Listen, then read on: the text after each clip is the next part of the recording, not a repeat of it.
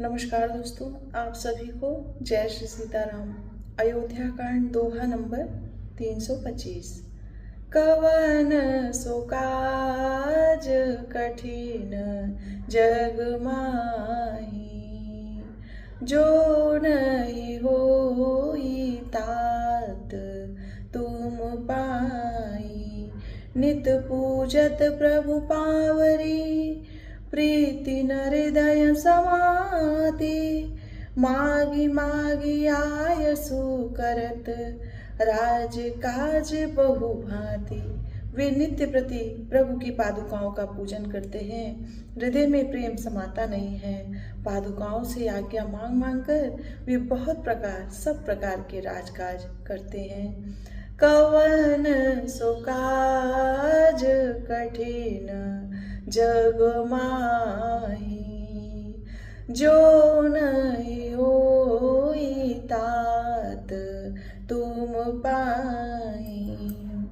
पुलक गात हिया सियर घुबीरू, जीह नाम जप लोचन नीरू। लखन राम सिय कानन बसही, भरतु भवन बसे तब तनु कसई। शरीर पुलकित है, हृदय में श्री सीताराम जी हैं। जीभ राम नाम जप रही है, नेत्रों में प्रेम का जल भरा है।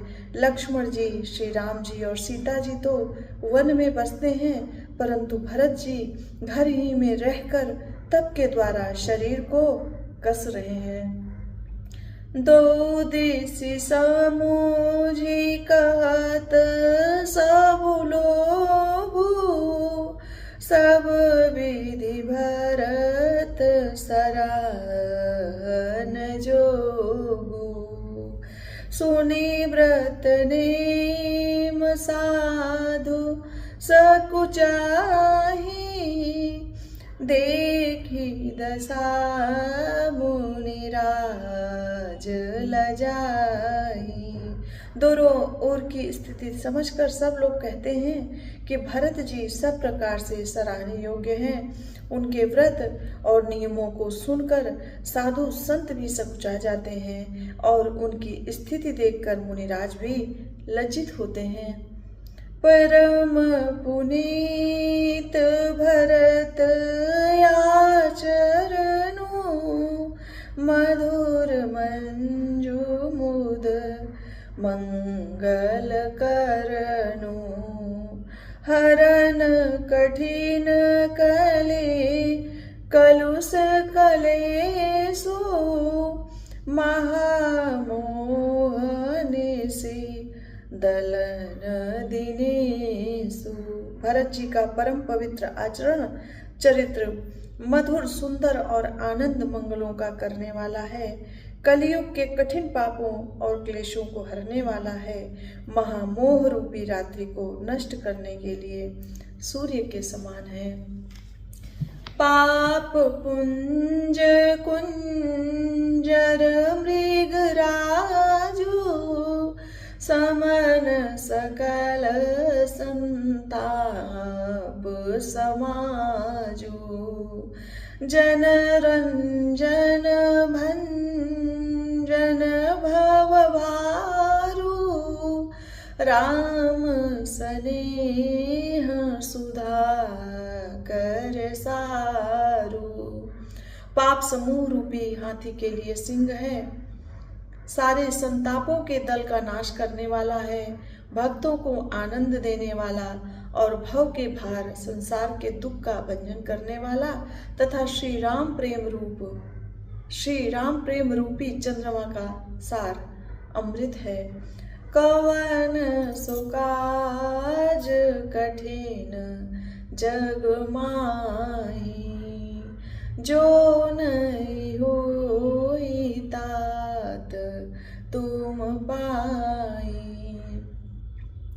सिय राम प्रेम पीयूष पूरन होत, जनमुन भरत को मुनि मन अगम जम नियम सम दम विषम व्रत आचरत को दुख दाह दारिद दम्भ दूषण सुजस मिस अपहरत को कल काल तुलसी से सठनि हठि राम सन्मुख करत को। श्री सीताराम जी के प्रेम रूपी अमृत से परिपूर्ण भरत जी का जन्म यदि न होता तो मुनियों के मन को भी अगम यम नियम शम दम आदि कठिन व्रतों का आचरण कौन करता। दुख संताप दरिद्रता दंभ आदि दोषों को अपने सुयश के बहाने कौन हरण करता तथा कलिकाल में तुलसीदास जैसे शठों को हठ पूर्वक कौन श्री राम जी के सम्मुख करता। कवन सो काज कठिन जग माही जो नहीं होई तात तुम पाई। यहाँ पर दोहा नंबर 325 अपनी चौपाइयों और छंद के साथ संपन्न होता है और जो अगला सोरठा नंबर 326 है वो सिर्फ एक सोरठा बचा है और आज ये अयोध्या कांड संपूर्ण संपन्न होता है। कल से अब हम लोगों का अरण्य कांड चलेगा तो आज जो सोरठा नंबर खाली 326 बच रहा है उसे भी हम आज ही कह दे रहे हैं। तो सोरठा नंबर 326 भरत चरित करिने मुँह तुलसी जो सादर सुनहि सिय राम पद पेमु अवसि होई भव रस बिरति। तुलसीदास जी कहते हैं जो कोई भरत जी के चरित्र को नियम से आदर पूर्वक सुनेंगे उनको अवश्य ही श्री सीताराम जी के चरणों में प्रेम होगा और सांसारिक विषय रस से वैराग्य होगा। कवन सो काज कठिन जग माही जो नहीं होई तात तुम पाई। इति श्रीमद् रामचरितमानसे सकल कलि कलुष विध्वंसने द्वितीयः सोपानः समाप्तः। कलयुग के संपूर्ण पापों को विध्वंस करने वाले श्री रामचरितमानस का यह दूसरा सोपान समाप्त हुआ। अयोध्या कांड समाप्त।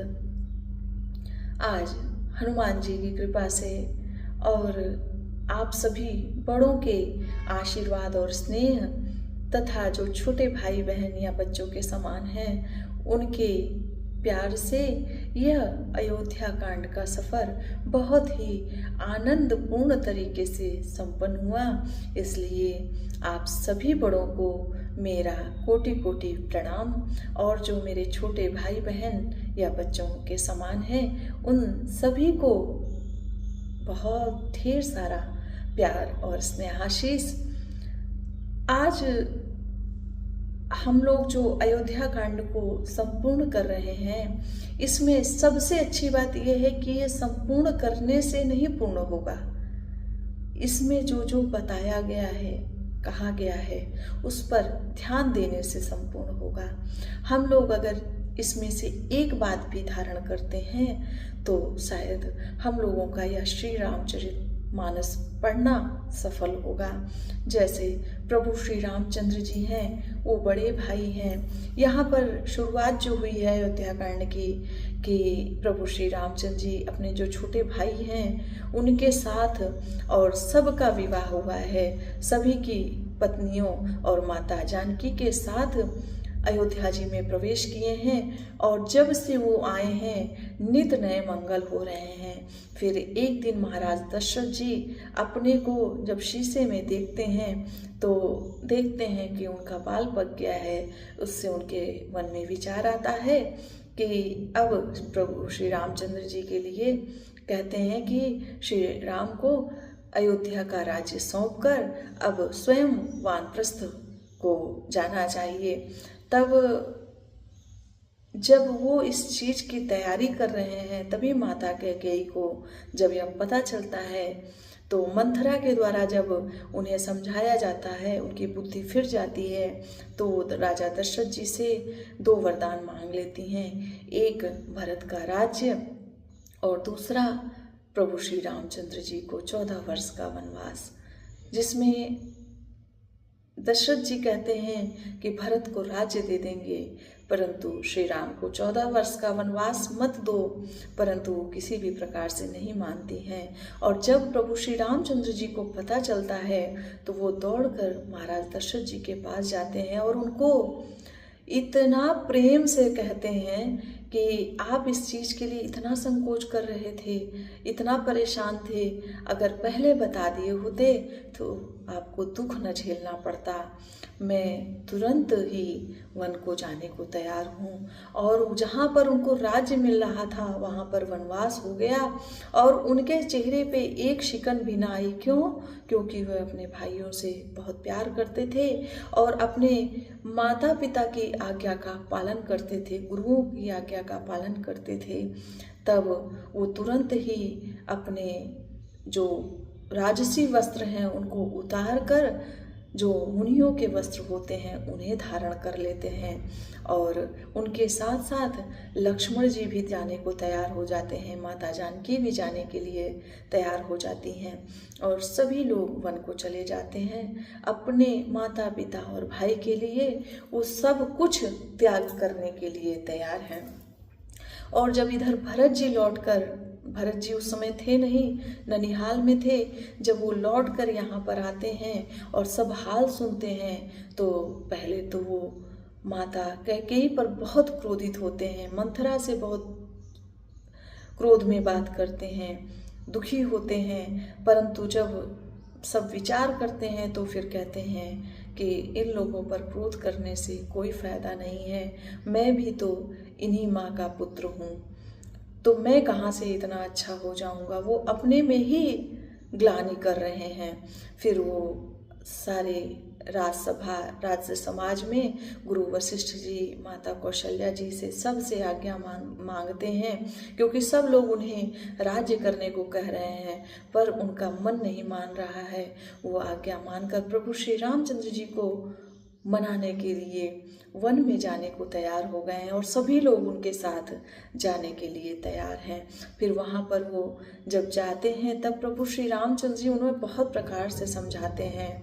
फिर प्रभु श्री रामचंद्र जी के समझाने पर वो लौटने को तो तैयार होते हैं परंतु प्रभु श्री रामचंद्र जी की चरण पादुका लेकर तो लौटते हैं कि उनको देख कर ही वो 14 वर्ष की अवधि व्यतीत कर लेंगे और उन्हें ऐसा लगता है कि मानो प्रभु श्री रामचंद्र जी और माता सीता उनके साथ जा रहे हैं।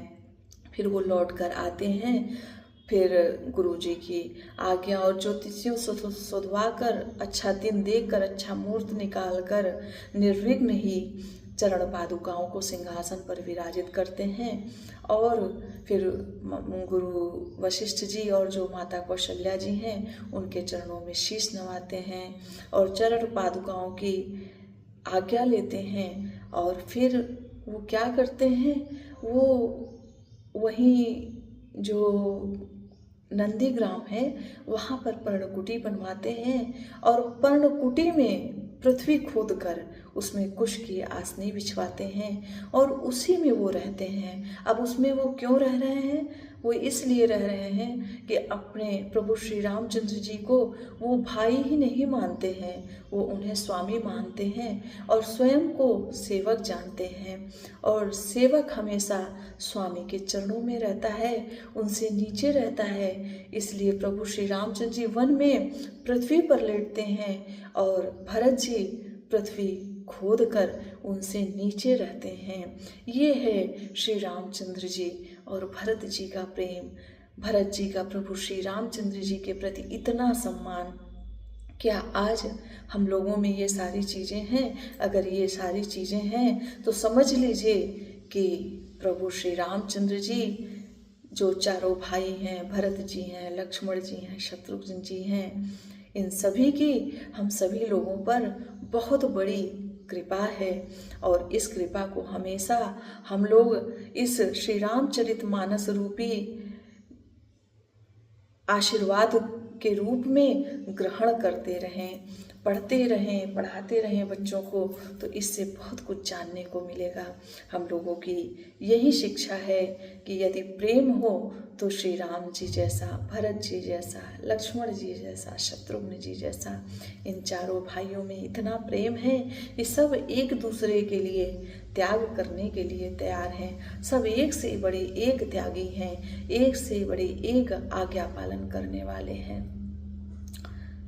तो हम लोगों को तो यही शिक्षा लेनी चाहिए कि अपने माता पिता की आज्ञा का पालन करना चाहिए और अपने भाई बहनों में बहुत ढेर सारा प्रेम होना चाहिए और उसके साथ जो बड़े हैं उनके प्रति आदर सम्मान होना चाहिए और जो छोटे हैं उनके साथ स्नेहाशीष होना चाहिए। और इन बातों के साथ आज हम लोग यहीं पर विराम करते हैं और कल से हम लोग सब साथ में अरण्य कांड में प्रवेश करेंगे। तब तक के लिए आप सभी को जय श्री सीताराम, जय हनुमान।